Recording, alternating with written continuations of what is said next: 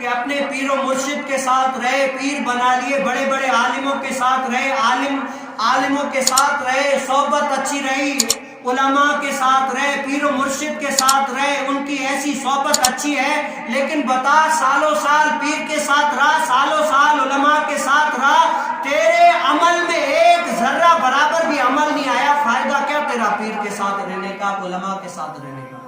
فائدہ کیا تیرا پیر کے ساتھ؟ کچھ تو فائدہ ہونا چاہیے نا، کیا فائدہ تمہارا؟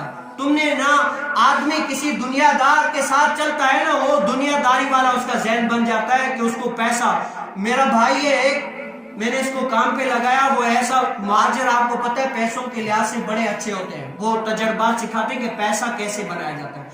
ایک مہینہ ہوا، میں نے بھائی کو بتایا، وہ دوسرے مہینے میں بھائی مجھے آ کر کہنے لگا بھائی اتنے پیسے مجھے ملیں گے، اب میں جو ہے نا یہ پیسے یہاں پر لگاؤں گا، کوئی یہ کام کروں گا۔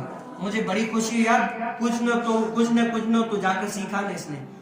کیا مہاجروں کے ساتھ رہ کر پیسہ کمانے کا تھوڑا سا تو ڈھنگ تو آ گیا نا؟ لیکن آدمی عالم کے ساتھ، علماء کے ساتھ، پیر و مرشد کے ساتھ سالوں سال وابستہ ہے، لیکن آج تک ہمارے عمل میں ذرہ برابر بھی عمل نہیں آیا۔ فائدہ کیا پیر کے ساتھ رہنے کا؟ پیر بنانے کا فائدہ کیا؟ آج ہم دیکھ لیں کہ ہم نے سالوں سال ہم پیر مریدی والے ہیں، ہماری مائیں جو 11ویں کرنے والی ہیں، وہ ہم چھوٹے سے تھے تب سے آج تک سنتے کہ ہماری مائیں 11ویں کرتی ہے، اور ایسے لوگ ہیں کہ وہ 11ویں جو ناک ہے اس کو مار کے بھی 11ویں کھلاتے ہیں۔ میری امی ایسی ہے کہ اگر 11ویں بھلے چاول منع ہو لیکن 11ویں کا اگر نہیں کھایا مار کے بھی کھلائے، کھانا پڑے گا تمہیں، یہ اگر نہیں کھایا گناہ ملے گا، وہ اللہ ناراض ہوگا۔ ایسے آج کے رسول، ایسے پیر و مرشد والے، لیکن کیا ہمارے عمل میں ابھی تک نہیں آیا؟